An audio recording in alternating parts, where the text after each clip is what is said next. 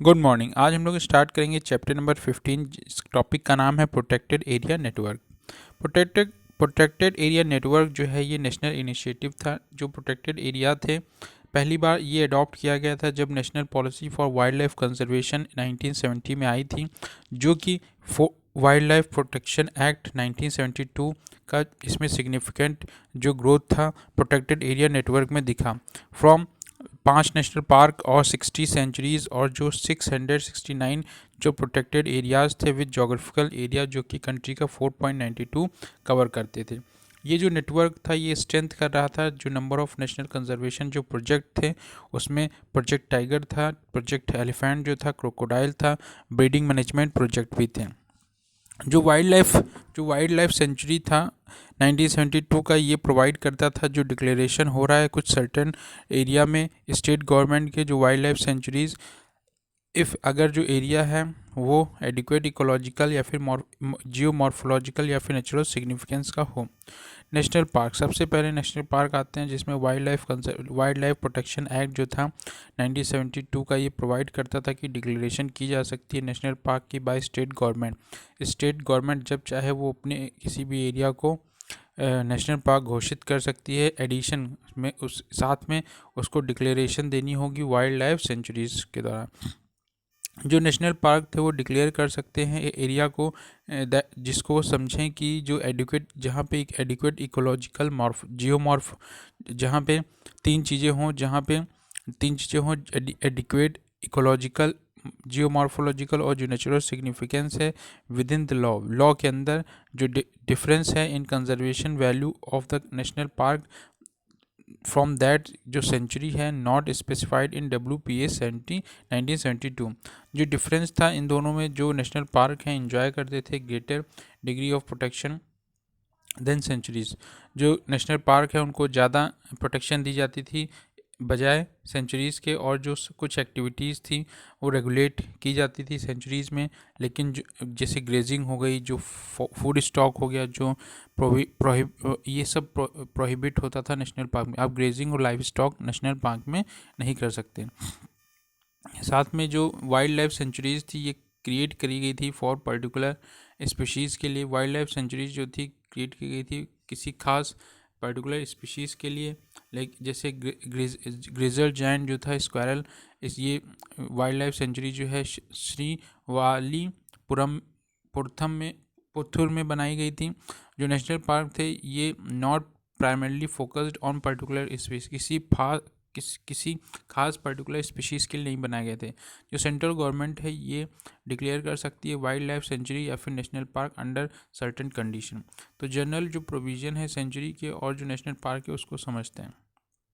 Declaration of the protected area bye the state government, किसी भी area को state government protected area declare कर सकती है। उसके लिए क्या करना होगा, सबसे पहले इनिशियल नोटिफिकेशन देनी होगी और स्टेट गवर्नमेंट है नोटिफिकेशन डिक्लेयर करेगी अपने जहाँ पे उसका इंटेंशन होगा कॉन्स्टिट्यूट करने का किसी भी एरिया को, एरिया विद इन और आउटसाइड एनी रिजर्व फॉरेस्ट, किसी भी रिजर्व फॉरेस्ट के अंदर और उसके बाहर भी एज अ सेंचुरी, चाहे वो नेशनल पार्क हो चाहे सेंचुरी। अगर वो कहते हैं ऐसा एरिया एडिक्वेट जो जिसमें इकोलॉजिकल फ्लोरा जियोमॉर्फोलॉजिकल और जो नेचुरल या फिर जूलॉजिकल सिग्निफिकेंस हो, और इसका जो पर्पस होगा प्रोटेक्ट करने का और प्रोटेक्ट करने का, जो प्रोपोगेट करने का और डेवलप करने का wild life in its environment. Final notification जो है ये फाइनल नोटिफिकेशन जो है वो इशू करी जाएगी for the period of preferring claim. जो वहाँ के लोग होंगे अगर क्लेम करते हैं स्टेट गवर्नमेंट इशू करना होगा नोटिफिकेशन, स्पेसिफाई करना होगा लिमिट जो है एरिया की जो लिमिट्स हैं उसको स्पेसिफाई करना होगा। साथ में कंप्राइज करना होगा जो भी विद इन द सेंचुरी या फिर डिक्लेयर कर जो भी ये भी डिक्लेयर करना होगा कि जो सेंचुरी है जो नेशनल पार्क हैं फ्रॉम द डेट जिस दिन से ये लागू होंगे स्पेसिफाइड नोटिफिकेशन के द्वारा। जो declaration by the central government, अब सेंट्रल गवर्नमेंट भी अगेदर स्टेट वो भी सेटिस्फाई होगी तब एरिया को एडिक्वेट जहाँ पे एडिक्वेट इकोलॉजिकल फ्लोरा और जो जियोमॉर्फोलॉजिकल नेचुरल और जियोलॉजिकल सिग्निफिकेंस होगी तभी उस जो है वो कहते हैं प्रोटेक्ट जो जहाँ पे क्या कहते हैं प्रोटेक्ट, प्रोपोगेट या फिर डेवलपिंग वाइल्ड लाइफ सेंचुरी और इस इन्वायरमेंट जो डिक्लेयर किया जा सकता है सेंचुरी या नेशनल पार्क बाय नोटिफिकेशन। अब जो बाउंड्रीज़ हैं, जो नोटिफिकेशन है वो स्पेसिफाई करेगी, साथ साथ में जो पॉसिबल सिचुएशन और जो लिमिट हैं किसी एरिया में। इन केस जहाँ पे टेरिटोरियल वाटर होगा उसमें क्या कहते हैं लिमिट, इन केस जहाँ पे टेरिटोरियल वाटर होगा उसमें जो लिमिट होगी वो भी डिटरमाइन की जाएगी, जो कंसल्टेशन के साथ with the chief naval hydrographer के साथ, जो सेंट्रल गवर्नमेंट और उसके साथ टेक एडुकेट मेजर जिससे प्रोटेक्ट किया जाए occupational interest of the local fisherman. No अल्टरने कोई भी बाद में ऑल्टरनेशन ऑफ बाउंड्री जो सेंचुरी या नेशनल पार्क की है नहीं की जाएगी, एक्सेप्ट जब तक कि कोई recommendation national board for wild life नहीं आती। जो अमेंडमेंट एक्ट है 1991 का, ये प्रोवाइड करता है कि जो इंक्लूजन किया जाएगा टेरिटोरियल वाटर का इन एरिया जहाँ पे डिक्लेयर किया गया हो कोई sanctuary for the protection of offshore marine flora या फौना। Settlement of right. अब जो राइट्स हैं उसके सेटलमेंट के लिए स्टेट गवर्नमेंट जो है ऑल्टरनेटिव अरेंजमेंट देती है, जिससे कि वो जिससे मेकिंग अवेलेबल फ्यूल फोल्डर और अदर जो फॉरेस्ट प्रोड्यूस हैं टू द पर्सन जो अफेक्टेड हो रहे हैं इन टर्म्स ऑफ जो राइट है as per the government record. State government appoint करता है एक ऑफिसर जिसे कलेक्टर कहते हैं। इसी एक्ट के अंदर जो इस इंक्वायरी करता है इनटू डिटरमाइन, वो पता करता है कि जो एक्सरसाइज जो नेचर और जो एक्सटेंट है राइट का किसी पर्सन का इन और ओवर द लैंड जो उसमें और या फिर उसके लैंड पे comprises within the sanctuary या फिर national park which is to be notified. जो आफ्टर इशू जो होता है नोटिफिकेशन का for declaration of protected area no right shall be acquired, उसके बाद कोई भी राइट नहीं लिया जाएगा on or over land comprising within the limit of the area specified in such notification, except by succession, testament और intestate। ना ही succession के द्वारा, ना ही टेस्टमेंट्री के द्वारा और ना ही इंस्टेट के द्वारा। अब जो क्लेम है राइट का, इन केस ऑफ क्लेम अगर करता है टू द राइट इन और over any land refer to the collector shall pass an order admitting और rejecting the same in the whole as a part. उसको एक order के द्वारा पास किया जा सकता है और रिजेक्ट भी किया जा सकता है। इफ़ अगर such claim is admitted is whole, अगर कोई वो क्लेम जो पूरा आ जाता है इन पार्ट, जो कलेक्टर में भी आइदर पहला क्या एक्सक्लूड कर सकता है ऐसी लैंड को from the limit of the proposed sanctuary. दूसरा जो प्रोसीड कर सकता है कि एक्वायर सच लैंड और राइट एक्सेप्ट जहाँ पे जो अरेंजमेंट है बिटवीन द ओनर और जो ओनर है लैंड का और जो होल्डर है उस लैंड का और गवर्नमेंट। जो ओनर है या फिर जो होल्डर है उस राइट का वो एग्री करे, सरेंडर करे अपने राइट्स गवर्नमेंट के आगे और ओवर सच लैंड और उसको पेमेंट या फिर कंपनसेशन दिया जाएगा as provided in the land acquisition act 1894। जो लैंड एक्विजिशन एक्ट है 1894 का, उसके अकॉर्डिंग उसको कंपनसेशन दिया जाएगा। अलाउ किया जाएगा कंसल्टेशन किया जाएगा चीफ वाइल्ड लाइफ वार्डन के द्वारा और कंटिन्यूशन किसी भी राइट का एनी पर्सन का इन और over any land within the limit of the century.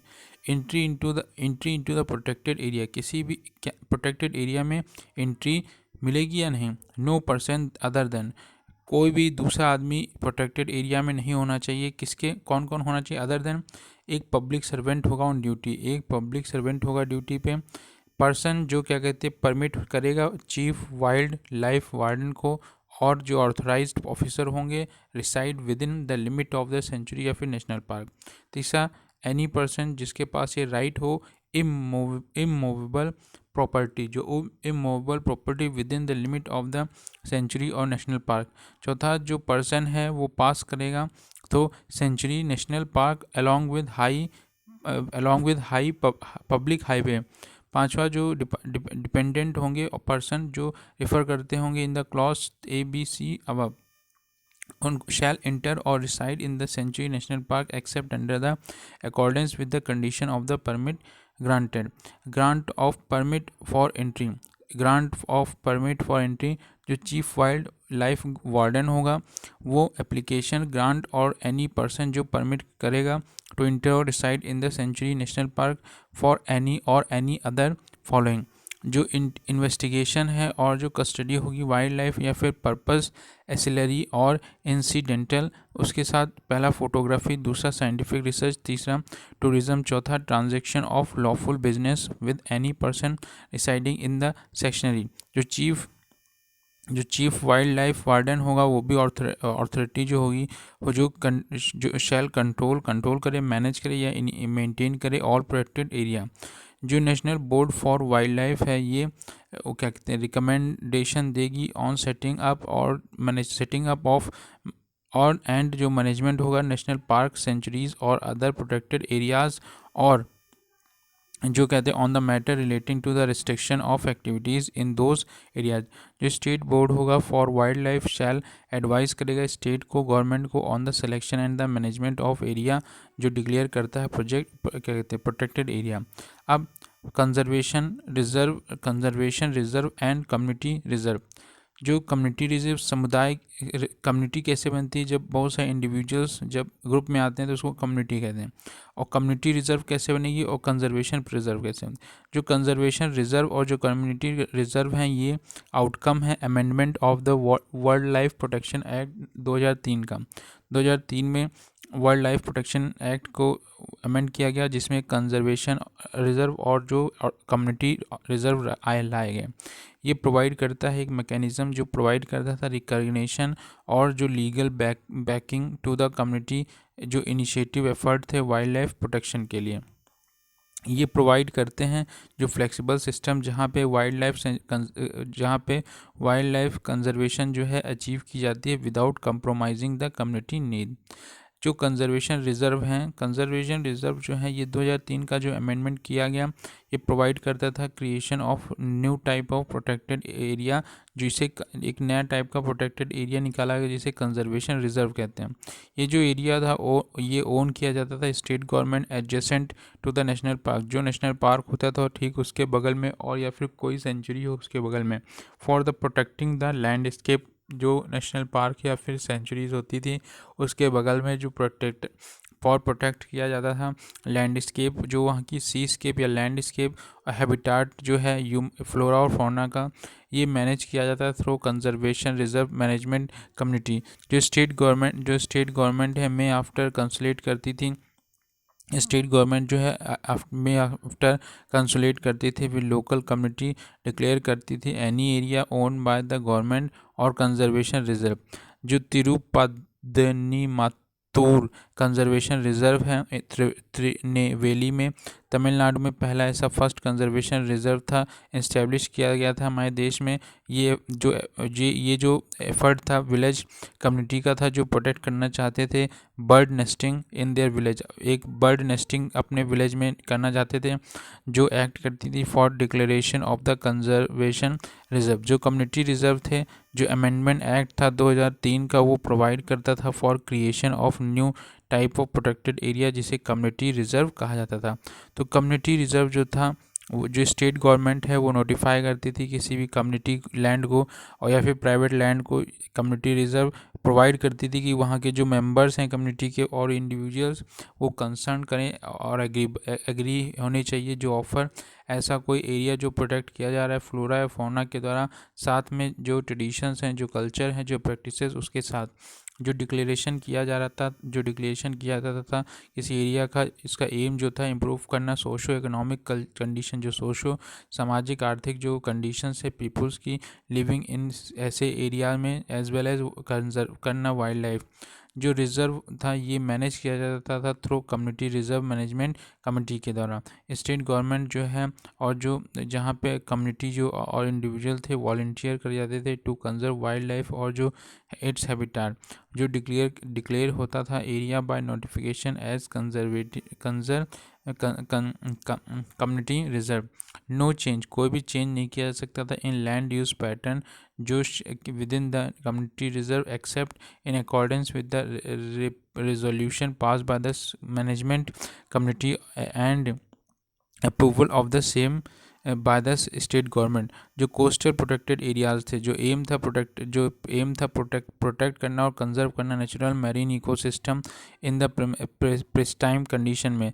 जो मेरीन प्रोटेक्शन एरिया था, marine protection area any area, कोई भी ऐसा एरिया जो इंटर टाइडल या फिर सब टाइडल तराइन में हो, टुगेदर उसके साथ ओवरलाइंग वाटर और जो एसोसिएटेड फ्लोरा या फौना जिसमें हिस्टोरिकल कल्चरल फीचर्स हों, साथ में रिजर्व बाय लॉ के द्वारा रिजर्व किया जाए, और या फिर अदर इफेक्टिव मींस जो प्रोटेक्ट किया जाए, प्रोटेक्टेड पार्ट और इंक्लोज्ड इन्वायरमेंट, ऐसा IUCN ने कहा।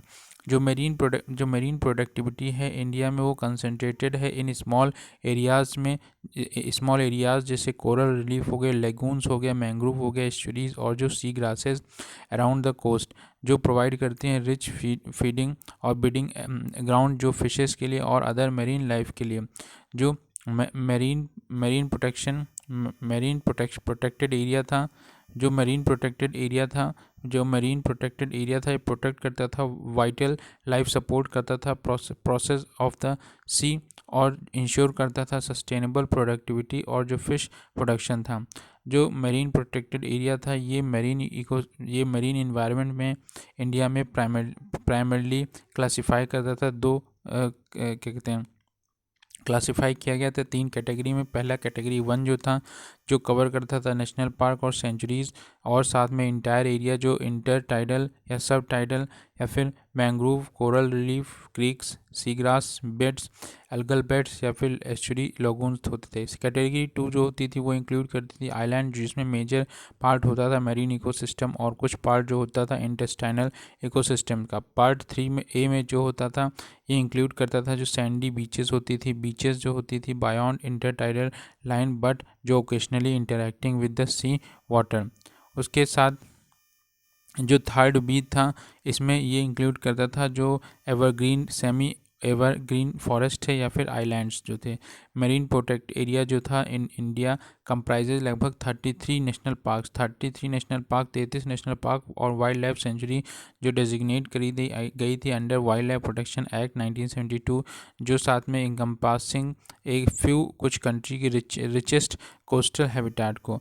मरीन नेशनल पार्क जो थे, मरीन नेशनल पार्क और जो मरीन सेंचुरीज थी गल्फ ऑफ कच्छ में फ्रॉम 1 यूनिट, और साथ में जो भितरकनिका नेशनल पार्क और भितरकनिका सेंचुरी थी वो भी इंटीग्रल पार्ट थी मरीन प्रोटेक्शन एरिया की, जिसमें लगभग 31 मरीन प्रोटेक्शन एरिया जो थे भारत में। मरीन प्रोटेक्शन एरिया कवर करता था less than 4.01 of the total area of all protected area in India.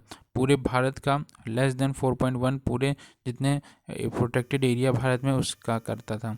Sacred group, पवित्र ग्रुप्स जिसे माना था, जिसे जो ट्राइबल एरिया होते हैं जो अपने भगवानों को इन पेड़ पौधों में देखते हैं और इनको अपने कहते हैं गॉड की तरीके से इनको पूजते हैं। इनका काटना समझे इनकी साइकोलॉजी, इनके माइंड का जो साइकोलॉजी वो डिस्टर्ब करने के बराबर है। जो सेक्रेड ग्रुप कंप्राइज करते थे ऐसे पैचेस ऑफ फॉरेस्ट या फिर नेचुरल वेजिटेशन जहाँ पे फ्यू ट्रीज जो थे फॉरेस्ट के ऑफ सेवरल एकर्स के that usually dedicated to local folk deities, जो लोकल देवता के रूप में उनको मान्यता मिली थी। ये जो स्पेस थे प्रोटेक्ट किए जाते थे लोकल कम्युनिटी के द्वारा, बिकॉज की जो रिलीजियस बिलीफ था और जो ट्रेडिशनल रिचुअल हुआ करते थे रन थ्रू सेवरल जनरेशन, बहुत जनरेशन से वो पेड़ पौधों की कहते पूजा करते थे, उनसे शिक्षा लेते थे, उनसे आशीर्वाद लेते थे, और इस तरीके से जादू वादू जितना भी होता था इसी से होता था। डिग्री ऑफ जो सैंक्टिटी थी वो सेक्रेड फॉरेस्ट में वेरी करती थी from one group to another, और सम फॉरेस्ट जो थे वो ड्राई फॉलेज भी करते थे। Fallen fruits are not touch, जो गिरे हुए फल थे उनको भी टच नहीं किया जाता था। लेकिन जो पीपल का बिलीव था दैट कि कोई भी काइंड ऑफ जो डिस्टर्बेंस है विल ऑफेंड हमें बचा लेती थी लोकल ये जो डिटी होती है थे, और ये हमारी डिजीज़ जो है कॉज करती थी कॉजिंग डिजीज़ और जो नेचुरल क्लैमिटीज़ हैं और जो फेल्योर ऑफ क्रॉप्स हैं। फॉर एग्जांपल गारो और खासी ट्राइब जो है नॉर्थ ईस्ट इंडिया की completely prohibit any human interference in the sacred group. वो किसी भी सेक्रेड ग्रुप में ह्यूमन का इंटरफेरेंस नहीं चाहते थे, क्योंकि उनका जो वो बिलीव करते थे कि अगर कोई भी डिस्टर्बेंस होती है तो उससे लोकल डिविटी जो हैं वो डिजीज़ लाएंगे, नेचुरल क्लैमिटी लाएंगे, फेल्योर हो जाएगी हमारी क्रॉप्स। इस तरीके से उनके जो विश्वास थे। अदर ग्रुप जो थे डेड वुड या जो डेड लीव्स होती थी वो पिकअप, बट जो लाइफ ट्री होते थे या जो उनकी ब्रांचेस होती थी never cut. For example Gond जो सेंट्रल इंडिया का है वो हमेशा प्रोहिबिट करता था कि वो कोई कट ऑफ ए ट्री, पेड़ को काटता नहीं था, बट हमेशा अलाउ करता था जो फॉलन पार्ट हैं ट्री के उसी को केवल वो यूज़ करे। क्लासिफिकेशन ऑफ सेक्रेड ग्रुप, जो ट्रेडिशनल सेक्रेड ग्रुप हैं ये क्या कहते हैं, इट इज़ द प्लेस, ऐसे जगह थे जहाँ पे विलेज डेटी जो रिसाइड करते थे और ये रिप्रेजेंट किए जाते थे बाय एलिमेंट्री सिंबल। इन ये जो एक टोटम जो होता है, टोटम एलिमेंट्री सिंबल की तरह यूज़ करते थे।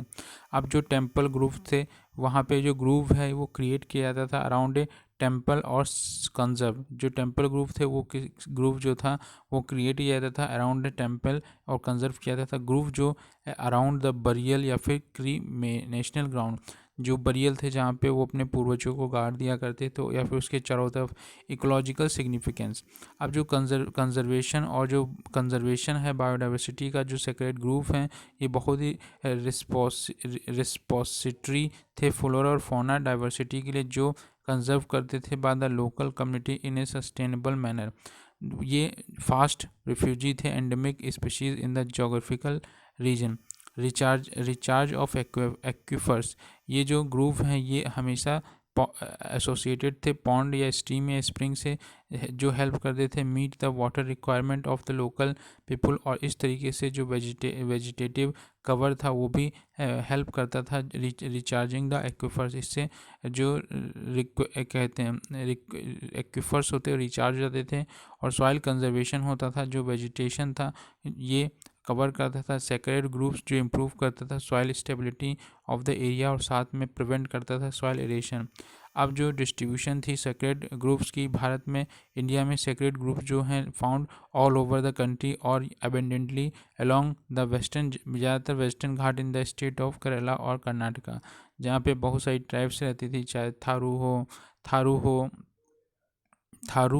थारू और कुरुम्बा, टोडा, ये सब। उसके बाद क्या कहते हैं treats of the sacred group, क्या खतरा आने लगा टू द सेक्रेड ग्रुप्स की वजह से। जो खतरा था from one region to another, एक जगह से दूसरी जगह जो खतरा, even from one group to another, but लेकिन जो कॉमन खतरा था आइडेंटिफाइड, पहला जो डिसअपीयरेंस हो रहा था ट्रेडिशनल बिलीफ सिस्टम का, जो डिसअपीयरेंस हो रहा था ट्रेडिशनल बिलीफ सिस्टम का, जो फंडामेंटल कॉन्सेप्ट था सेक्रेड ग्रुप का, ये जो सिस्टम था उनके रिचुअल्स और जो कंसिडर किए जाते थे सुपरस्टिशन। सेक्रेड ग्रुप जो थे बहुत सारे पार्ट में हमारे कंट्री के बीन डिस्ट्रॉय कर दिए गए ड्यू टू, क्यों, क्योंकि रैपिड अर्बनाइजेशन हुआ और जिससे डेवलपमेंट हुआ इंटरवेंशन का, जैसे कि रोड, रेलवेज, ट्रैक्ट, डैम और साथ में कमर्शियल फॉरेस्ट्री हुई। अब इंक्रोचमेंट जो था वो लीड कर रहा था to the shrinkage of some of the largest group in the country. जो बहुत सारे ग्रुप्स थे वो सफ़र करते हैं ड्यू टू द संस्कृताइजेशन, क्योंकि संस्कृताइजेशन, जो लोग पहले किसी मान्यता को मानते थे अब वो ऊपर वाले रिलीजन को या फिर हायर कास्ट की तरह अपने आप को दिखाने की कोशिश करते थे। इस तरीके से उन्होंने अपने रीति रिवाजों को छोड़ा। बहुत से मैंग्रोव जो सफ़र कर रहे थे ड्यू टू द सेंस्क्रिटाइजेशन और जो ट्रांसफॉर्मेशन हो रही थी primitive form of nature worship की इनटू फॉर्मल टेम्पल वर्शिप में चली गई। इस तरीके से इन ग्रुप्स का मान्यता लगभग खत्म हो गया। जो इन्वेजन था एग्जॉटिक वीट जैसे कुछ विदेशी खरपतवार आ गए थे, जिसे यूपेट्रोरिया, ऑडोरेंटम, लेंटेना कमारा और प्रोसोफिस जूलीफोरा, जो सीरियस थ्रेट थे कुछ ग्रुप्स के लिए। प्रेशर जो था due to increasing livestock और जो फ्यूल वुड कलेक्शन जो था वो बढ़ता जा रहा था, इसलिए काफ़ी प्रेशर भी था। एक्सपोर्ट प्रोहिबिटेड गुड, जो एक्सपोर्ट था प्रोहिबिटेड गुड, कुछ गुड्स जो थे उसका एक्सपोर्ट करना रोक दिया गया। जो प्रोहिबिटेड आइटम थे वो नॉट परमिट, जो प्रोहिबिटेड आइटम थे उसको आप नहीं उनको परमिट नहीं दिया गया कि वो एक्सपोर्ट किए जा सकें। Export licence will not be given in the normal course for the good in the prohibited category. आपको एक्सपोर्ट लाइसेंस भी नहीं दिया जा सकता जो क्या कहते हैं नॉर्मल जो गुड्स होते थे जो प्रोहिबिटेड थे।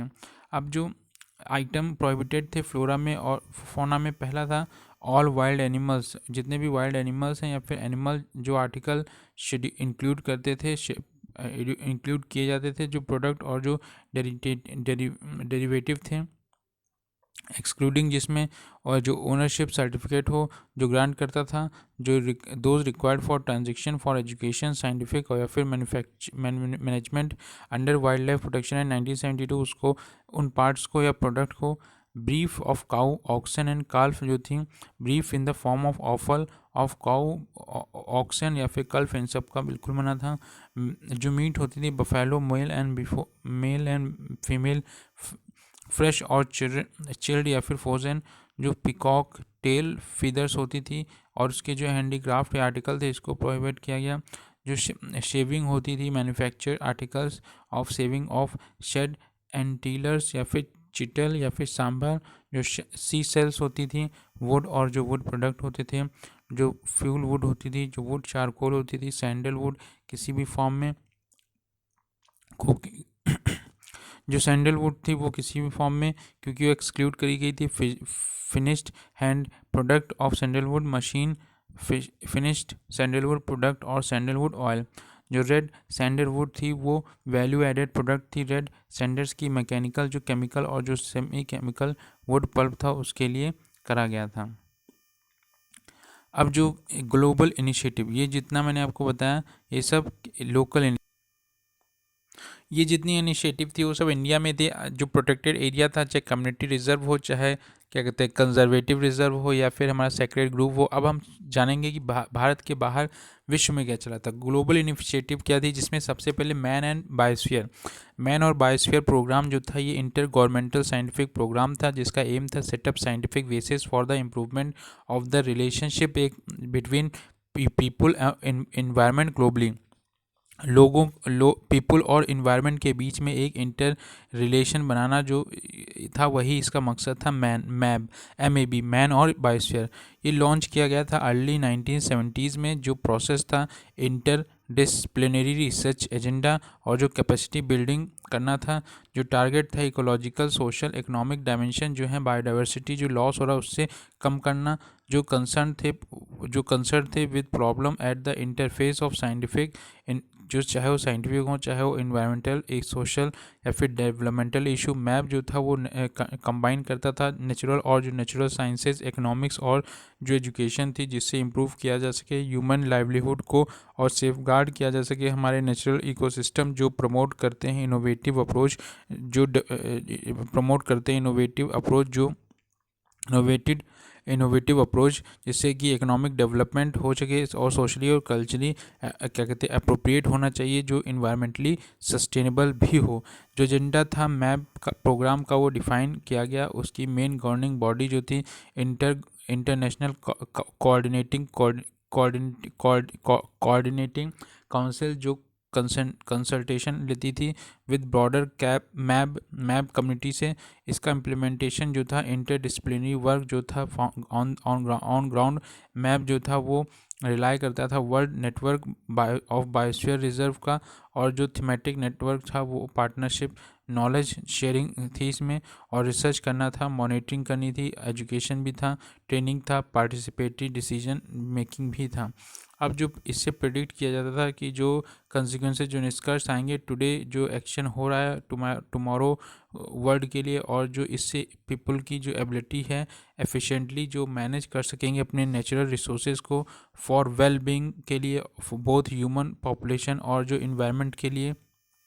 इस तरीके से ही जो मैप था बहुत अच्छा प्रोजेक्ट था। दूसरा था बायोस्फीयर जो इंटरनेशनल कोऑर्डिनेटिंग काउंसिल थी। इंटरनेशनल कोऑर्डिनेटिंग जो काउंसिल थी ऑफ यूनेस्को नवंबर 1971 में उसने एक डेजिग्नेशन इंट्रोड्यूस किया जिसका नाम बायोस्फीयर रिजर्व था फॉर नेचुरल एरियाज़ के लिए। जो कॉन्सेप्ट था बायोस्फीयर रिजर्व, ये क्या कहते हैं, पहली बार इसके लिए टास्क फोर्स बनी थी यूनेस्को में, जो मैन प्रोग्राम इन 1974। और उसके बाद जो बायो रिजर्व था नेटवर्क, ये फॉर्मली लॉन्च किया था 1976 में। जो डिफिनेशन थी वो बायो रिजर्व जो है एक इंटरनेशनल डेजिग्नेशन होगा बाय यूनेस्को, जो रिप्रेजेंटेटिव पार्ट होगा नेचुरल और जो कल्चरल लैंडस्केप है जो एक्सटेंड करती हो over large area of terrestrial या फिर कोस्टल या फिर मेरीन इकोसिस्टम में, या फिर कम्बिनेशन हो सभी का, या फिर वो टेरेस्ट्रियल हो या फिर कोस्टल हो या फिर दोनों का कम्बिनेशन भी हो सकता है। बायो रिजर्व जो एक स्पेशल इन्वायरमेंट था फॉर बोथ पीपल के लिए और जो नेचुरल, ये लिविंग एग्जांपल था कैसे कि हाउ ह्यूमन बीइंग जो है नेचर और साथ में को एग्जिस्ट करेंगे और रिप्रेजेंट करते थे ईच अदर। बायो रिजर्व जो है ये साइट जो है इस्टेब्लिश की गई थी बाय द कंट्रीज़ जो रिकॉग्नाइज करते थे अंडर द यूनेस्को मैन और बायोस्फीयर प्रोग्राम, जो प्रमोट करते थे जो सस्टेनेबल डेवलपमेंट हैं based on the local community के एफर्ट और जो उनका साउंड साइंस था। जो प्लेसेस थी ये सीख करती थी कि वो रिकंसाइल करें जो कंजर्वेशन है बायोलॉजिकल और जो कल्चरल डाइवर्सिटी है, जो इकोनॉमिक और सोशल डेवलपमेंट हो रहा है थ्रू पार्टनरशिप पे होना चाहिए बिटवीन पीपल और जो नेचर के बीच में। जो आइडियल्स थे टेस्ट और जो डिमॉन्स्ट्रेशन इनोवेशन अप्रोच थी जिससे कि समग्र डेवलपमेंट हो सके, सस्टेनेबल डेवलपमेंट हो सके from local to international scale level पे। अब जो क्या कहते हैं ये कैरेक्टरिस्टिक जो थी बायोस्फीयर रिजर्व में, जो कैरेक्टरिस्टिक फीचर थी बायो रिजर्व में, पहला कि जो ईच जो बायो रिजर्व है ये प्रोटेक्टेड एरिया होंगे लैंड और या फिर कोस्टल एनवायरनमेंट के within people are an integral component of the system. साथ में जो ये कॉन्स्टिट्यूट करेंगे world life network linked by international understanding for exchange of scientific information. साथ में जो नेटवर्क है बायो रिजर्व का वो इंक्लूड किया जाएगा significant example of the biome through out the world. जो बायो रिजर्व हैं ये इंक्लूड करे जाएंगे एक या एक से ज़्यादा कैटेगरी जिसमें बायो रिजर्व रिप्रेजेंट करेंगे एग्जांपल, जैसे नेचुरल बायोम्स हो गए, बड़े बड़े बायोम्स, नेचुरल जो बायो रिजर्व है ये क्या कहते हैं यूनिक कम्युनिटी होनी चाहिए बायोडाइवर्सिटी की, या फिर एरिया जो होगा अनयूजुअल नेचुरल फीचर होनी चाहिए एक्सेप्शनल इंटरेस्ट के साथ। तीसरा जो बायो रिजर्व होंगे ये क्या कहते हैं हारमोनियस लैंडस्केप होनी चाहिए जो रिजल्ट कर रही हो फ्रॉम ट्रेडिशनल पैटर्न यूज़, और ये गुड एग्जांपल होना चाहिए मॉडिफाइड या फिर डिग्रेडेड इकोसिस्टम जो कैपेबल हो बीइंग रिस्टोर्ड और मोर नेचुरल कंडीशंस। पांचवा जो बायो रिजर्व हैं ये नॉन मैनिपुलेट कोर एरिया हो जहाँ पे कम्बिनेशन जो हो एरियाज़ का वो बेसलाइन मेजरमेंट एक्सपेरिमेंटल और जो मैनिपुलेट रिसर्च और एजुकेशन और ट्रेनिंग करी जा सके, जहाँ पे ये एरिया होगा वो नॉट कंटेजिनियस होगा और ये एसोसिएटेड होगा इन क्लस्टर्स में। अब जो फंक्शन था बायो रिजर्व का कंजर्वेशन का, पहला कि इंश्योर करना कि जो कंजर्वेशन है लैंडस्केप इकोसिस्टम और जो स्पीशीज़ और जेनेटिक वेरिएशन है, ये भी इंकरेज करना कि जो ट्रेडिशनल सोर्स हैं यूज़ पैटर्न पे ये अंडरस्टैंड करना कि जो पैटर्न और जो प्रोसेस है फंक्शनिंग ऑफ इकोसिस्टम, और मॉनिटर करना कि जो नेचुरल और जो ह्यूमन कॉज्ड चेंज हो रहे हैं ऑन द स्पेशियल और टेम्पोरल स्केल की वजह से। डेवलपमेंट टू प्रमोट करना एट द लोकल लेवल की जो इकोनॉमिक डेवलपमेंट है विच इज़ कल्चरली सोशली और जो इकोलॉजिकली सस्टेनेबल होना चाहिए, और ये डेवलप करता था strategy for leading to the improvement and जो मैनेजमेंट है नेचुरल रिसोर्सेज का। जो लॉजिस्टिक सपोर्ट था ये प्रोवाइड करता था सपोर्ट फॉर रिसर्च मॉनिटरिंग और जो एजुकेशन और इंफॉर्मेशन एक्सचेंज जो रिलेटेड टू लोकल नेचुरल और जो ग्लोबल इशू थे ऑफ कंजर्वेशन और डेवलपमेंट।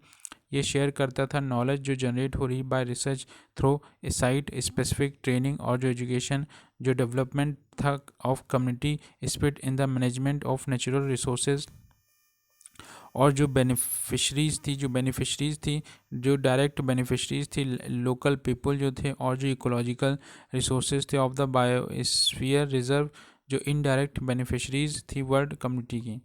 जो बायो रिज़र्व है एक इंडियन अप्रोच, बायो रिज़र्व जो है उसमें भारतीय अप्रोच क्या होगी, तो it is the ecological diversity, ये एक इकोलॉजिकल डाइवर्सिटी है जो make India as one of the mega diversity region बनाती ऑन द ग्लोब। और ये जो एफर्ट है ये डेजिग्नेट करता था कि एटलीस्ट एक जो बायो रिज़र्व है वो ईच बायो रिज़र्व एक जो बायो रिज़र्व है वो हर एक बायो जियोग्राफिक प्रोविंस में होना चाहिए।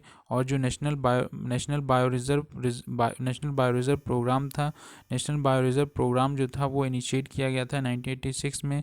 ये इंश्योर करता था कि जो पार्टिसिपेशन है लोकल इनहेबिटेंट का वो इफ़ेक्टिवली मैनेज करेंगे और डिवाइस करेंगे जो मीन्स ऑफ जो जितने भी जिससे इम्प्रूव किया जाए उनके लाइवलीहुड को, उनके जीवन यापन के लिए। और जो लोकल इनहेबिटेट है थ्रू सस्टेनेबल यूज़, जो ऑब्जेक्टिव था इनका कि नोट किया जाए कि जो बायो रिज़र्व है वो नॉट ए सब्स्टिट्यूट और ऑल्टरनेटिव, वो कोई सब्स्टिट्यूट या ऑल्टरनेटिव नहीं है, बट उसको रीइंफोर्स किया जाए जो एग्जिस्टिंग प्रोटेक्टेड एरिया हैं। जो ऑब्जेक्टिव था बायो रिज़र्व लाने का प्रोग्राम, ये envisage the core group of expert as follows, बहुत ही कोर ग्रुप जो था एक्सपर्ट का उनके द्वारा कहा गया था।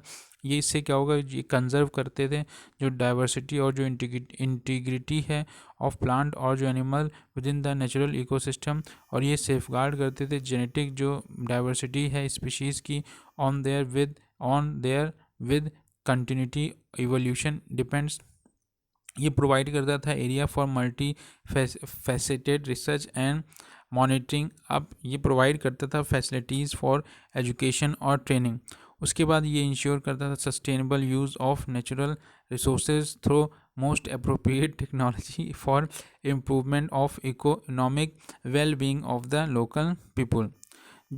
ये जो ऑब्जेक्टिव था शुड बी ओरिएंटेड इस तरीके से वे दैट जो बायो रिज़र्व है और जो इसकी यूनिट है with in the biological, socio economic और जो कल्चरल डायमेंशन थे ऑफ कंजर्वेशन आर इंटीग्रेटेड होने चाहिए, टुगेदर होने चाहिए, और रियलिस्टिक कंजर्वेशन एंड स्ट्रेटजी होगी तभी। जो क्राइटेरिया था for selection of bio reserve, जो क्राइटेरिया था सिलेक्शन करना किसी साइट को बायो रिज़र्व, वो क्या कहते हैं ये करी जाती थी बाय कोर ग्रुप जो होता था एक्सपर्ट का इन 1979। उसके अंदर कुछ बातें लिखी थी। पहला जो क्राइटेरिया होता था, कोई भी साइट जो है वो मस्ट उसके अंदर एक इफ़ेक्टिवली प्रोटेक्टेड या मिनिमली डिस्टर्ब्ड कोर एरिया होना चाहिए, कोर एरिया ऑफ वैल्यू जहाँ पे नेचर कंजर्वेशन हो, और जो एडिशनल लैंड और जो वाटर सस्टेनेबल जिस फॉर रिसर्च, और जो डिमॉन्स्ट्रेशन हो सके सस्टेनेबल मेथड ऑफ रिसर्च और मैनेजमेंट। इस तरीके से क्या कहते हैं जो कोर एरिया होगा वो टिपिकल या फिर बायो जोग्राफिकल यूनिट होगा, और लार्ज होना चाहिए और enough to sustain viable population representing all topic level in the ecosystem. Secondary criteria जो उन्होंने बताया कि जो रेयर और जो इंडेंजर स्पीशीज़ होनी चाहिए, और जो डाइवर्सिटी है सॉइल की, जो माइक्रो क्लाइमेटिक कंडीशंस हैं, और जो इंडिजीनियस वैरायटी हैं बायोटा का, जो एरिया के अंदर पोटेंशियल होना चाहिए कि वो प्रिजर्वेशन कर सके ऑफ ट्रेडिशनल ट्राइबल और जो रूरल मोड ऑफ लिविंग या फिर हारमोनियस यूज़ जो हो सके इन्वायरमेंट का। जो स्ट्रक्चर और जो इसका डिज़ाइन था बायोस्फीयर का रिजर्व का, इसमें in order to understand complementary activity, सभी एक्टिविटीज़ को समझने के लिए बायोडाइवर्सिटी कंजर्वेशन जो थे और जो development of sustainable management aspect bio reserve को डिमार्क किया गया 3 इंटर रिलेटेड जोन। जो सबसे बाहर वाला जोन था उसको क्या कहते हैं, ट्रांजिशन जोन कहते थे, जहाँ पे ह्यूमन की एक्टिविटी अलाउ थी। बफर जोन जो था वो थोड़ा बहुत होता था, लेकिन जो कोर जोन था उसमें कोई भी एक्टिविटी अलाउड नहीं थी। जो कोर जोन था वो केप्ट एब्सोल्युटली अनडिस्टर्ब, उसमें कोई डिस्टर्बेंस नहीं होती, सबसे अंदर होता था, और ये सुइटेबल हैबिटेट होता था। न्यूमरस जो प्लांट या फिर एनिमल स्पीशीज़ हैं, इसमें हायर ऑर्डर प्रीडेटर जो होता था, और ये कंटेन करता था सेंटर फॉर एंडेमिज्म, यहाँ पे बिल्कुल पूरी तरीके से किसी इसको अलाउ नहीं था। जो कोर जोन था सिक्योर करता था लीगल प्रोटेक्शन, वहाँ पे केवल लीगल प्रोटेक्शन पूरी मिली हुई थी, और मैनेजमेंट जो था और रिसर्च जो activity do not affect natural process और जो वाइल्ड लाइफ अलाउड। जो स्ट्रिक्ट नेचर था रिजर्व करने का जो पोर्शन का, वो एरिया जो था designated as a core area, और कोर जो जोन था वो हमेशा kept free from all human pressure external to the ecosystem. इस तरीके से दूसरा जो एरिया था बफर जोन था इस कोर जोन के बाहर, ये सराउंड करता था कोर जोन को। ये इट यूजेस, इसमें यूज़ किया जा सकता था, और एक्टिविटी जो मैनेज इन वे जैसे प्रोटेक्ट करना कोर प्रोसेस को, और ये जो यूज़ और जो एक्टिविटी होती थी जिसमें रजिस्ट्रेशन डेमोन्स्ट्रेशन साइट होती थी, इन्हेंस करी जाती थी वैल्यू एडिशन के साथ, जो लिमिटेड रिक्रिएशन टूरिज्म फिशिंग और जो ग्रेजिंग परमिट किया जाता था कि वो रिड्यूस करें अपने इफेक्ट को ऑन द कोर जोन। जो रिसर्च और जो एजुकेशनल एक्टिविटी होती थी वो भी इंकरेज करी जाती थी। ह्यूमन एक्टिविटी जो थी इफ़ नेचुरल, अगर वो ह्यूमन एक्टिविटी नेचुरल है with in the BR bio reserve के अंदर, तो वो परमिट की जाती थी जिससे कि कंटिन्यू रखा जा सके, do not adversely affect the ecological diversity. अब जो ट्रांजिशन जोन था, ट्रांजिशन मतलब जहाँ पे कहते हैं आउटर मोस्ट पार्ट था बायोस्फीयर का, और ये यूजली नॉट डिलिमिटेड, इसमें डिलिमिटेशन नहीं लगाई जाती थी, और कोई भी यहाँ इस जोन में जोन ऑफ कॉपरेशन बताया जाता था जहाँ पे कंजर्वेशन नॉलेज और जो मैनेजमेंट स्किल हैं वो अप्लाई की जाती थी, यूजेस किए जाते थे, मैनेज इन हारमोनी के साथ। जो पर्पस था बायो रिजर्व का, और जो इसमें इंक्लूड किया जाता था सेटलमेंट क्रॉप, जो लैंड साथ में मैनेज किया जाता था फॉरेस्ट, और जो एरिया था इंटेंसिव रिक्रिएशन का, और एंड अदर इकोलॉजिकल यूज़ किए जाते थे कैरेक्टरिस्टिक ऑफ द रीजन। इस तरीके से जो ट्राइबल एरियाज़ का लाइफ तो ज़्यादा कहते हैं ख़राब भी नहीं होता था, और उसी के अंदर उनका लाइवलीहुड भी बन जाता था।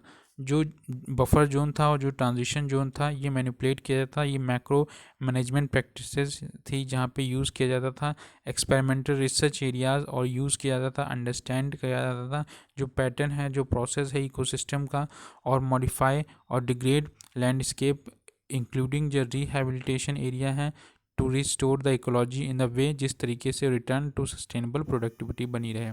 हाउ जो बायोस्फीयर रिजर्व हैं are different from the protected area, कैसे जो बायोस्फीयर रिजर्व हैं ये प्रोटेक्टेड एरिया से अलग हैं। बायो रिजर्व जो थे ये not intended to replace existing protected area, ये केवल रिप्लेस करने के लिए नहीं आए थे, बट वो वाइड स्कोप जो था कन्वेंशनल अप्रोच का उसे प्रोटेक्ट करना चाहते थे, और जो फर्दर स्ट्रेंथ थी इसको स्ट्रेंथ देना चाहते थे प्रोटेक्टेड एरिया नेटवर्क को। लेकिन जो प्रोटेक्टेड एरिया नेटवर्क थे वो केवल भारत में पहले कहते हैं स्टेट गवर्नमेंट डिक्लेयर करे, उसके बाद सेंट्रल गवर्नमेंट करके उसको, लेकिन जो बायो रिजर्व थे इसमें कहते हैं ऑप्शंस थे, और उनके कहते हैं अप्रोच भी थी एक सिस्टमेटिक अप्रोच जिससे ट्राइबल एरियाज़ को रिहेबिलिटेशन भी किया जा सकता था और उनमें ज़्यादा प्रॉब्लम नहीं आएगी।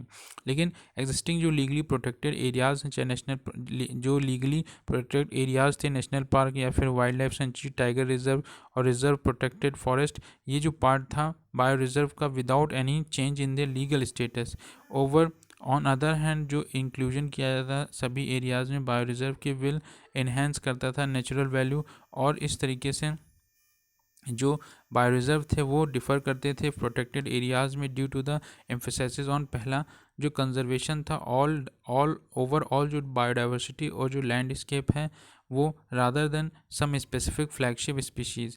जो BR थे ये पूरी तरीके से ओवरऑल डेवलपमेंट करते थे, और जो ये प्रोटेक्टेड एरिया थे ये खास तौर से वाइल्ड लाइफ सेंचुरी तो किसी एक खास तौर से एक स्पीशीज़ के लिए, और टाइगर प्रोजेक्ट जो थे टाइगर को, और इस तरीके से कुछ स्पेसिफिक और अलाउ करती थी जो नेचुरल और जो इवोल्यूशनरी प्रोसेस हैं कंटिन्यू रहे विदाउट एनी हिंड्रेंस। डिफरेंट जो कंपोनेंट हैं BR के, चाहे लैंडस्केप हो, चाहे हैबिटाट हो, चाहे स्पीशीज़ लैंड रेसेस हों, और डेवलपमेंट जो एक्टिविटी हैं या फिर रेजोल्यूशन या फिर मिटिगेशन ऑफ डिफरेंट जो कॉन्फ्लिक्ट हैं बिटवीन डेवलपमेंट और जो कंजर्वेशन, इंक्रीज़ करना जो ब्रॉड बेस है स्टेक होल्डर का, स्पेशली लोकल पीपल का पार्टिसिपेट करना और उनकी ट्रेनिंग करना। जो इसको कंपेयर किया जाता है कि जो फीचर हैं of scheme of the wild life sanctuary और जो नेशनल पार्क। सस्टेनेबल जो इन्वायरमेंट है वो फ्रेंडली डेवलपमेंट हो और सस्टेन किया जा सके, कोऑर्डिनेट किया जा सके अमंग डिफरेंट डेवलपमेंट ऑर्गेनाइजेशन और एजेंसी के द्वारा। जो रिसर्च और मॉनिटरिंग है वो उसमें भी अंडरस्टैंड किया जाए, जो स्ट्रक्चर है, जो फंक्शनिंग है इकोलॉजिकल सिस्टम की, और साथ में जो मोड ऑफ रिएक्शन है वो एक्सपोज किया जा सकता है ह्यूमन इंटरवेंशन के द्वारा। इंडियन नेशनल मैन और बायो रिजर्व कमेटी जो है वो कॉन्स्टिट्यूट की गई गवर्नमेंट ऑफ इंडिया की तरफ से, और ये आइडेंटिफाई करती थी कोई भी ऐसी साइट जो एडवाइस देती थी पॉलिसी और प्रोग्राम पे, और उन सभी को ले डाउन गाइडलाइन तैयार करती थी, रिव्यू करती थी, और उसकी प्रोग्रेस और गाइडलाइन जो थी इन द लाइट ऑफ साथ में मूल्यांकन करती थी, स्टडी और फीडबैक करती थी। जो मैनेजमेंट था बायो रिजर्व का वो रिस्पॉन्सिबल था कंसर्न स्टेट यूटी का, जो नेसेसरी थी फाइनेंशियल असिस्टेंस, जो गाइडलाइंस फॉर मैनेजमेंट और जो टेक्निकल एक्सपर्टाइज थे provided by the central government. Bio reserve जो था इंटरनेशनली रिकॉग्नाइज किया जाता है with in their framework UNESCO man और बायो रिजर्व प्रोग्राम, जो after receiving consent of the participating country. World network of bio reserve, पूरी दुनिया में जो बायो रिजर्व का जो नेटवर्क था world network, in order to facilitate corporation, सभी में कॉर्पोरेशन लाया जाए तो बीआर जो थे वो एडमिट करते थे international network bye international coordination council एक बनाई गई, आईसीसी जिसे कहते हैं, इंटरनेशनल कोऑर्डिनेटिंग काउंसिल बनाई गई, और ऑफ द मैन और बायो रिजर्व के द्वारा प्रोग्राम जो था यूनेस्को का जो रिक्वेस्ट करता था पार्टिसिपेट करें कंट्री जो सब्जेक्ट है to their fulfilment of the prescribed criteria. जो बायो रिजर्व हैं ये remain under the sole sovereignty of the concern country, जो सोवरेनिटी होगी वो उस कंट्री या स्टेट की होगी जहाँ पे सिचुएटेड होंगे, लेकिन जो पार्टिसिपेशन होगा वर्ल्ड नेटवर्क वो वॉलंटरी होगा, वर्ल्ड नेटवर्क जो है वॉलंटरी होगा, और जो डीलिस्टिंग की जाएगी फ्रॉम इंटरनेशनल नेटवर्क ये डन होगी exceptional on the ground of violation अगर होता है of obligation of the conservation और जो सस्टेनेबल डेवलपमेंट हो बायो रिजर्व का आफ्टर कंसल्ट करने के बाद उस गवर्नमेंट से। मैप जो प्रोग्राम था प्राइमरी जो अचीवमेंट था वो क्रिएशन करना 1977 में वर्ल्ड नेटवर्क ऑफ बीआर, एक वर्ल्ड नेटवर्क तैयार करना बीआर के लिए, कंपोज करना 610 बायो रिजर्व बीआर इन 111 कंट्रीज़ में, 610 बीआर तैयार करना था 117 कंट्रीज़ में, जिसमें 12 जो ट्रांसबाउंड्री साइट्स थी, जिसमें वर्ल्ड नेटवर्क बीआर जो था मैप का वो प्रोग्राम प्रमोट करता था, नॉर्थ साउथ कोलैबोरेशन जो रिप्रेजेंट करते था एक unique tool for international corporation, साथ में शेयर करना नॉलेज और जो एक्सपीरियंस हैं एक्सचेंजिंग एक्सपीरियंसेस और बिल्डिंग करना कैपेसिटी और प्रमोट करना best practices. Biodiversity and hotspot, अब जो बायोडाइवर्सिटी हॉटस्पॉट कॉन्सेप्ट जो था वो कहते हैं नॉर्मन मेयर्स के द्वारा 1988 में लाया गया था, और ये क्वालिफाई करता था हॉटस्पॉट एक रीजन जहां must meet two strict criteria. पहला जो स्पीशीज़ एंडेनिज्म है, स्पीशीज़ एंडेनिज्म मतलब जहाँ पे इंडेनिज्म का मतलब होता है वो स्पीशीज़ जो है उसी हैबिटाट में पाई जाती है और उसी में सबसे ज़्यादा उसका लॉस हो रहा है। तो स्पीशीज़ एंडेनिज्म का मतलब है it must contain at least 1500 species of vascular plant और एंडेमिक होनी चाहिए, जिसमें 0.5% ऑफ वर्ल्ड टोटल हो। डिग्री ऑफ थ्रेट, जिसमें सबसे ज़्यादा खतरा होगा, it has to be have lost at least 70% of original habitat, अपने ओरिजिनल हैबिटाट का 70% जिसने लॉस कर दिया होगा उसी को हॉटस्पॉट कहेंगे। हर एक बायोडाइवर्सिटी हॉटस्पॉट रिप्रेजेंट करता था एक रिमार्केबल यूनिवर्स में जो एक्स्ट्रा ऑर्डिनरी फ्लोरल या फॉनल एंडेमिनिटी है, ये स्ट्रगल कर रही है to survive in rapidly shrinking ecosystem. लगभग 50% जो वर्ल्ड के प्लांट स्पीशीज़ और 42% जो ऑल टेरेस्ट्रियल वर्टिब्रेट स्पीशीज़ हैं वो एंडेमिक थे टू द 35 बायोडाइवर्सिटी हॉटस्पॉट। तो बहुत इंपॉर्टेंट 50% वर्ल्ड की प्लांट स्पीशीज़ और 42% जो है टेरेस्ट्रियल वर्टिब्रेट स्पीशीज़ जो है एंडेमिक थे 35 बायोडाइवर्सिटी हॉटस्पॉट में। हॉटेस्ट हॉटस्पॉट क्या थे? कुछ जो हॉटस्पॉट थे वो मच रिचर थे than other in the terms of number of endemics, लेकिन कुछ 5 की फैक्टर जो थे वो इनटू कंसिडरेशन और साथ में जो बायोडाइवर्सिटी हॉट स्पॉट है वो top the list with represent to 5 factor जो कंसिडर किए जाते थे, कहते हैं हॉटेस्ट हॉट स्पॉट, जिसमें पहला फैक्टर था एंडेमिक प्लांट, एंडेमिक होना चाहिए प्लांट, एंडेमिक वर्टिब्रेट होने चाहिए, एंडेमिक प्लांट एरिया और स्पीशीज़ 100 किलोमीटर में, एंडेमिक वर्टिब्रेट एरिया लगभग 100 किलोमीटर में, रिमेनिंग जो प्राइमरी वेजिटेशन है परसेंटेज ऑफ ओरिजिनल एक्सटेंट, जो 8 हॉटेस्ट हॉट स्पॉट टर्म्स थे इन 5 फैक्टर, इसमें मेडागास्कर, फिलीपींस, सुंदरलैंड और ब्राज़ील की Australian coast forest, Caribbean, Indo Burma, western Ghat, Sri Lanka जो ईस्टर्न आर्क और जो कोस्टल फॉरेस्ट थे तंजानिया, कीनिया के, और ये 8 जो हॉटेस्ट हॉट स्पॉट थे अपीयर करते थे at least 3 times in the top 3 list in each factor. जो इंडियन बायोडाइवर्सिटी हॉटस्पॉट था, जिसमें 4 बायोडाइवर्सिटी हॉटस्पॉट प्रेजेंट थे इंडिया में, ये हिमालयाज थे, इंडो बर्मा थे, वेस्टर्न घाट और श्रीलंका और सुंदरलैंड थी। अब जो क्या कहते हैं जो ईस्टर्न हिमालयाज थी हॉटस्पॉट, ईस्टर्न हिमालयाज हॉटस्पॉट थी, जिसे आज हम नॉर्थ ईस्ट रीजन कहते हैं। All about the region, eastern Himalaya जो थी रीजन, उसमें कंप्राइज करते थे भूटान, नॉर्थ ईस्टर्न इंडिया और जो सदर्न सेंट्रल और जो ईस्टर्न नेपाल था। और ये रीजन जो था जियोलॉजिकली यंग था और शो करता था हाई एल्टीट्यूडनल वेरिएशन, जो अब्रप्ट राइज हो रहा था माउंटेन, हिमालयन माउंटेन का, from less than 500 metre to more than 8,000 metre.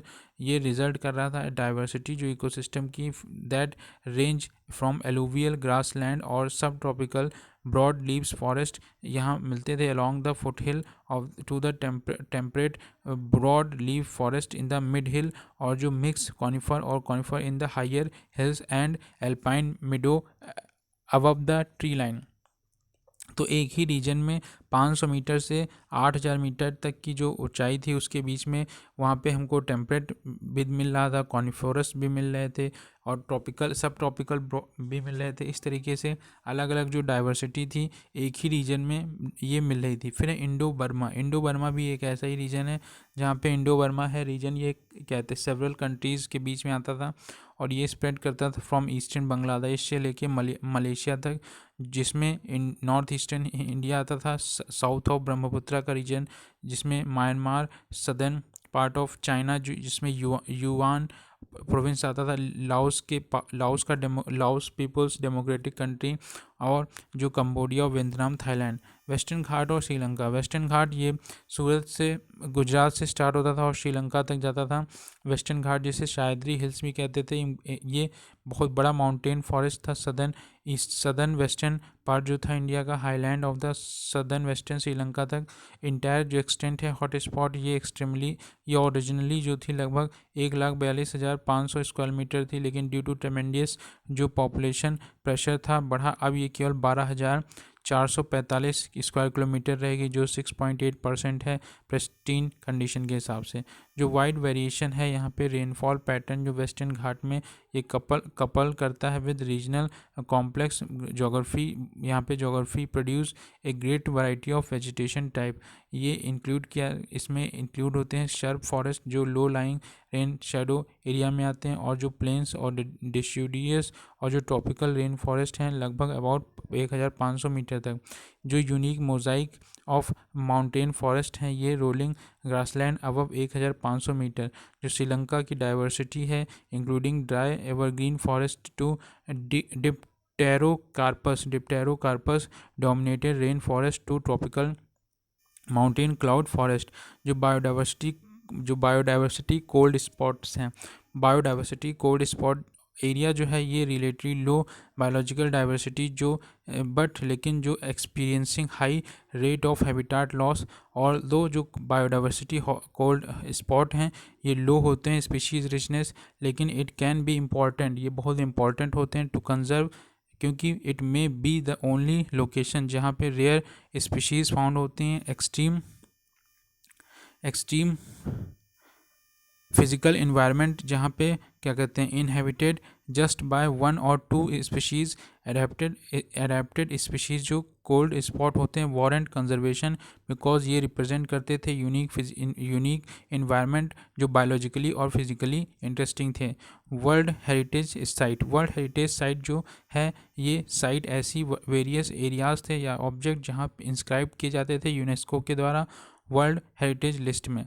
जो साइट थे डेजिग्नेट किए गए कि ये आउटस्टैंडिंग जो universal value under the convention concern करते थे प्रोटेक्शन ऑफ वर्ल्ड कल्चरल और नेचुरल हेरिटेज।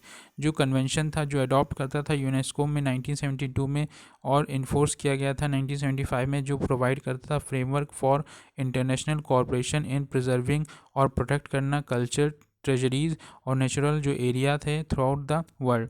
जो कन्वेंशन था ये डिफ़ाइन करता था कि जो काइंड ऑफ साइट है वो कंसिडर करेगी फॉर इंस्पेक्शन और वहाँ पे वर्ल्ड हेरिटेज लिस्ट में उसको डाला जाएगा, चाहे वो एंशियंट मॉन्यूमेंट हो, चाहे कोई म्यूज़ियम हो, चाहे वो बायोडाइवर्सिटी हो या जियोलॉजिकल हेरिटेज हो। इसमें एक सेट था out the duty of state parties जो थी वो आइडेंटिफाई करती थी जो पोटेंशियल है इन साइट का और उनका role in the protecting them. Although बहुत सारी वर्ल्ड हेरिटेज साइट जो हैं वो फॉल इनटू आइदर कल्चरल या फिर कल्चरल में रखा गया या फिर नेचुरल कैटेगरी में। और पर्टिकुलरली इम्पॉर्टेंट आस्पेक्ट था कन्वेंशन का कि जो एबिलिटी है रिकॉग्नाइज करना लैंडस्केप और जो कंबाइन उन सभी की वैल्यूज़ है, जहाँ पे बायोलॉजिकल और फिजिकल आस्पेक्ट लैंडस्केप में होता था, इवॉल्व करता था अलॉन्ग साइड ह्यूमन एक्टिविटी के। जो फर्स्ट लिस्ट थी वर्ल्ड हेरिटेज स्टेट की वो पब्लिश की गई थी 1978 बहुत इंपॉर्टेंट हमारे इंडिया में जो एक्ट आया था वाइल्ड लाइफ प्रोटेक्शन 1972 का था। तो इनकी जो फर्स्ट लिस्ट तैयार की वर्ल्ड हेरिटेज स्टेट की वो 1978 में। वर्ल्ड हेरिटेज कन्वेंशन जो था ये क्या कहते हैं प्रोटेक्शन देता था उन साइट को और इसे क्या कहते हैं जो रीजनल प्लानिंग प्रोग्राम्स होते थे और ये क्या कहते हैं हमेशा ये हैपनिंग ऑलवेज। जैसे आगरा सिटी जो डेवलपमेंट है do not go well conservation of Taj Mahal in a point. एक एग्जांपल बता रहे हैं कि जो आगरा में ताजमहल है उसको देख के जो वहाँ का डेवलपमेंट और कंजर्वेशन हुआ वो उस तरीके से नहीं हो पाया। नेचुरल हेरिटेज साइट जो है रिस्ट्रिक्ट की जाती थी कि कोई भी नेचुरल एरियाज़ जो ऐसे जो फर्निश कर रहा हो आउटस्टैंडिंग एग्जांपल हो अर्थ रिकॉर्ड ऑफ लाइफ या जियोलॉजिक प्रोसेस प्रोवाइड करता हो। सेकंड जो प्रोवाइड करता हो एक्सलेंट एग्जांपल ऑनगोइंग इकोलॉजिकल और जो बायोलॉजिकल एवोल्यूशन प्रोसेस। तीसरा जो यहाँ पे नेचुरल फिनोमेना है वो रेयर और यूनिक और सुपरलेटिव या आउटस्टैंडिंग ब्यूटी होनी चाहिए। चौथा फ्लरिश होना चाहिए हैबिटाट और रेयर इंडेंजर्ड एनिमल्स और प्लांट और are site of exceptional biodiversity. अब जो अंटिल एंड ऑफ 2004 के एंड तक लगभग 6 ऐसे क्राइटेरिया थे जो कल्चरल हेरिटेज और 4 क्राइटेरिया थे नेचुरल हेरिटेज के। कोई भी अगर कल्चरल साइट को डिसाइड करना है तो 6 और नेचुरल हेरिटेज के लिए 4। अब 2005 में ये जो था मॉडिफाई किया गया कि अब ओनली 1 सेट ऑफ 10 क्राइटेरिया, अब 10 क्राइटेरिया जो होंगे उसके बेसिस पे नॉमिनेट किया जाएगा किसी साइट को कि आउटस्टैंडिंग जो यूनिवर्सल वैल्यू हैं और ये मीट करेंगे एटलीस्ट 1 ऑफ द 10 क्राइटेरिया। जो क्राइटेरिया हैं पहले दिए गए थे इसमें पहला जो था criteria to represent the masterpiece of the human creative genius होना चाहिए। सेकेंड ये एग्जिबिट करना चाहिए important interchange of human values और ओवर जहाँ पे स्पैन ऑफ लाइफ या फिर within culture area of the world या फिर on development in the architecture और टेक्नोलॉजी मॉन्यूमेंट आर्ट्स या फिर टाउन प्लानिंग या फिर लैंड स्केप डिज़ाइन हो।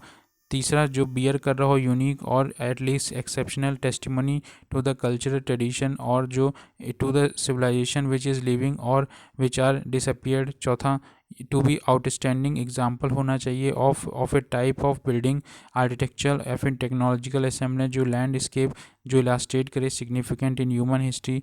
पांचवा कि जो ये आउटस्टैंडिंग एग्जांपल होना चाहिए ट्रेडिशनल ह्यूमन सेटलमेंट का जहाँ पे लैंड यूज़ सी यूज़ और जहाँ ये रिप्रेजेंट करता हो कल्चर को या फिर ह्यूमन इंटरेक्शन हो विद इन्वायरमेंटल स्पेशली जहाँ पे vulnerable under the impact of irreversible change.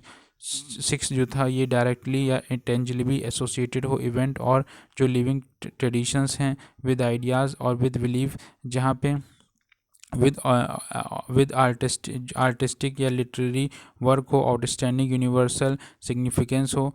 अब इसके लिए एक कमेटी बनाई जाती थी जो कहते हैं इन सभी क्राइटेरिया को प्रेफर करती थी और यूज़ कर देती थी जब कंजक्शन होता था किसी पे। और सातवां जो कंटेन सुपरलेटिव नेचुरल फिनोमेना और किसी एरिया को जहाँ पे एक्सेप्शनल नेचुरल ब्यूटी या एस्थेटिक इम्पोर्टेंस हो। आठवां जो आउटस्टैंडिंग एग्जांपल जो हो मेजर स्टेजेस जिसमें अर्थ की history including record of life significance ongoing geological process हैं in the development of land forms या फिर वहाँ पे कोई सिग्निफिकेंट जियोमॉर्फिक या साइकोलॉजिकल फीचर्स हों। नवा टू बी आउटस्टैंडिंग एग्जांपल होना चाहिए जहाँ पे सिग्निफिकेंट ऑनगोइंग कोई फिर इकोलॉजिकल या फिर बायोलॉजिकल प्रोसेस हो रहा हो एवोल्यूशन में या development of terrestrial fresh water या फिर कोस्टल मैरीन इकोसिस्टम या कम्युनिटी होनी चाहिए प्लांट या एनिमल्स की। 10वां जो ये कंटेन करता हो मोस्ट इंपॉर्टेंट या सिग्निफिकेंट नेचुरल हैबिटाट जिसमें क्या कहते हैं कन्वेंशनल बायोलॉजिकल डाइवर्सिटी हो, साथ में कंटेन थ्रीटन खतरा हो उन स्पीशीज़ को, आउटस्टैंडिंग यूनिवर्स वैल्यू जिनकी हो, और जो पॉइंट ऑफ व्यू हो साइंस और कंजर्वेशन का। इस तरीके से 10 पॉइंट दिए गए। यूनेस्को फंड करता था न्यूमरस एफर्ट कि इन सबको प्रिजर्व किया जाए, वर्ल्ड और रिस्टोर किया जाए वर्ल्ड हेरिटेज साइट को इन द डेवलपिंग नेशन में। और जो मेन इसकी लिस्ट थी वर्ल्ड हेरिटेज लिस्ट, ये डेवलप की जाती थी डेवलपिंग नेशन के द्वारा और इसको मेंटेन किया जाता था वर्ल्ड। ये जो मेंटेन किया जाता था इस लिस्ट को वर्ल्ड हेरिटेज जो डेंजर फेसिंग कर रहे हैं या फिर डेंजर में है या फिर जिनको खतरा है पॉल्यूशन या फिर अदर नेचुरल हैजार्ड से। ये जो साइट थी अनयूजुअल लेवल की पॉल्यूशन या फिर नेचुरल हैजार्ड या फिर कोई अदर प्रॉब्लम जिससे ये क्या कहते हैं खतरे में हैं, इन सभी को डेजिग्नेट किया था site facilitate promotion of tourism. International year of biodiversity United nation ने डिक्लेयर किया कि 2010 जो है इंटरनेशनल ईयर है बायोडाइवर्सिटी का। ये सेलिब्रेशन था लाइफ ऑन अर्थ और जो वैल्यू है biodiversity of our lifes. International day of biodiversity जो है वो 22 मई को मनाया जाता है। इंटरनेशनल डे फॉर बायोडाइवर्सिटी जो है 22 मई को मनाया जाता है। और ये प्रोक्लेम किया गया था ये इंटरनेशनल डे जो फॉर बायोडाइवर्सिटी जो था टू इंक्रीज़ करना अंडरस्टैंडिंग और जो अवेयरनेस है बायोडाइवर्सिटी इश्यूज़ का। इसकी शुरुआत 29 दिसंबर को हुई थी जब क्या कहते हैं international day for biodiversity act biodiversity by the UN general assembly 1993 में करा गया। और दिसंबर 2000 में जो जनरल असेंबली थी उसने अडॉप्ट किया कि 22 मई जो है वो इंटरनेशनल बायोडाइवर्सिटी डे मनाएंगे। और ये कमन अडॉप्ट किया गया कि जो टेक्स्ट है कन्वेंशन का 22 मई 1992 का बाय नैरोबी फाइनल एक्ट जो था केनिया की राजधानी नैरोबी फाइनल एक्ट जो कॉन्फ्रेंस हुई थी for the adoption of the agree text for the convention of biological diversity. इसी के साथ ये चैप्टर मेरा फिनिश होता है। Thank you.